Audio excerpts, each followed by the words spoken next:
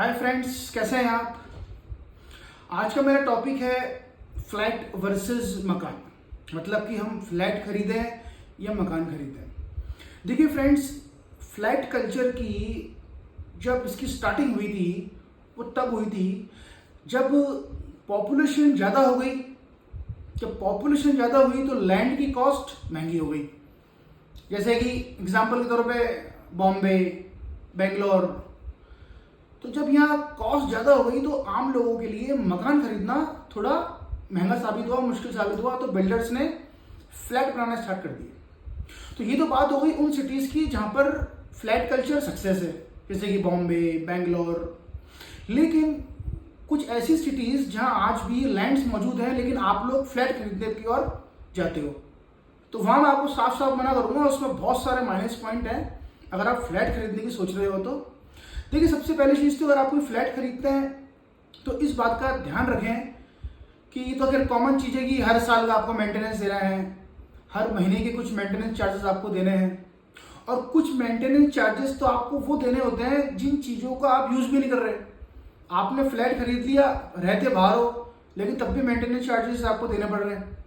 तो ये बहुत बड़ी आप गलतियाँ करते हैं। उसके साथ साथ एक और चीज़ आप ध्यान रखना, जब आप कोई फ्लैट परचेस करते हैं तो उस फ्लैट के अंदर सपोज करो बिल्डर ने आपको बताया स्विमिंग पूल है, गार्डन है, प्ले एरिया है, किड्स प्ले एरिया है, टेम्पल है, जिम है और बहुत क्लब हाउस है।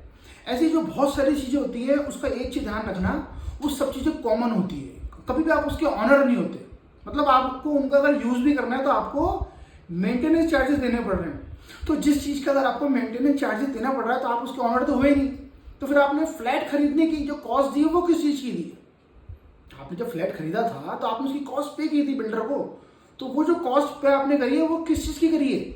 अगर आप फ्लैट के मालिक हो तो एक और चीज़, यही बड़ी कॉमन सी चीज़ है। हालांकि आपको पता होगा कि अपन कोई फ्लैट खरीदते हैं तो छत भी अपनी नहीं है, ज़मीन भी अपनी नहीं है, दीवारें भी अपनी नहीं है। आप कोई दीवार तोड़ सकते हो कि आपके फ्लैट की नहीं तोड़ सकते ना। तो ऐसी बहुत सारी चीज़ें हैं फ्लैट के अंदर, बहुत सारे माइनस पॉइंट है फ्लैट के अंदर। आपको बिल्डर इस चीज़ का वादा करता है कि इसमें सिक्योरिटी है, 24 आवर्स वाटर सप्लाई है, 24 आवर्स इलेक्ट्रिसिटी बैकअप है। लेकिन सपोज करिए अगर लिफ्ट ही खराब हो गई तब आप क्या करोगे।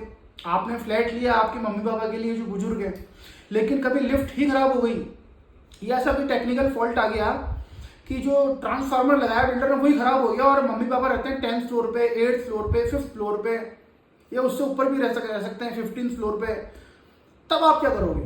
ध्यान रखना है, ऐसे बहुत सारे एग्जाम्पल हैं जब इस तरीके की कोई चीज़ें होती है तो आप लोगों को होटल का रास्ता देखना पड़ता है। बहुत सारे लोगों को 2-2, 3-3 दिन लोग बाग होटल में जाकर रहते हैं अगर ऐसा कोई टेक्निकल अगर फॉल्ट आ जाता है। तो बात आती है, बिल्डर बोलता है कि पानी का बैकअप 24 आवर्स है।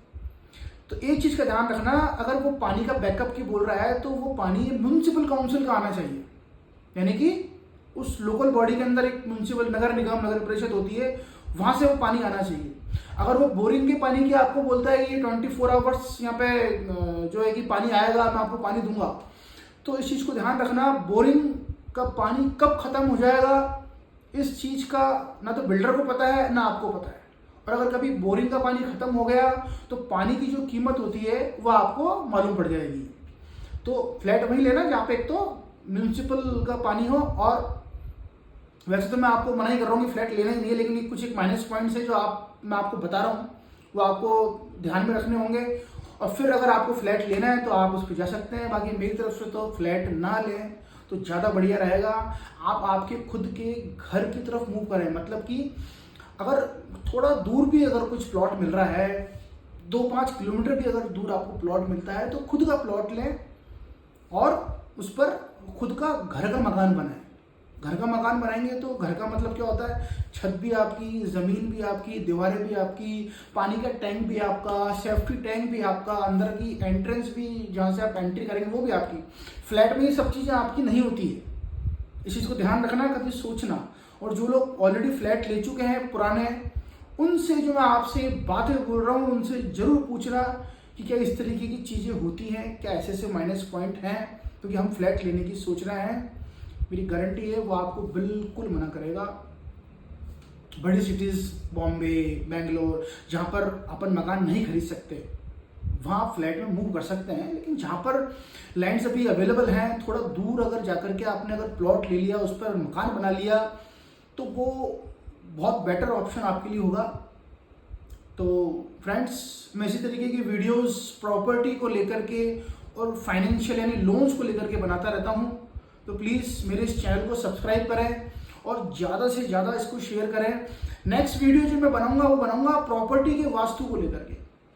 क्या हकीकत में प्रॉपर्टी के अंदर वास्तु फैक्टर काम करता है कि नहीं करता है? 100% विद प्रूफ। Thank you.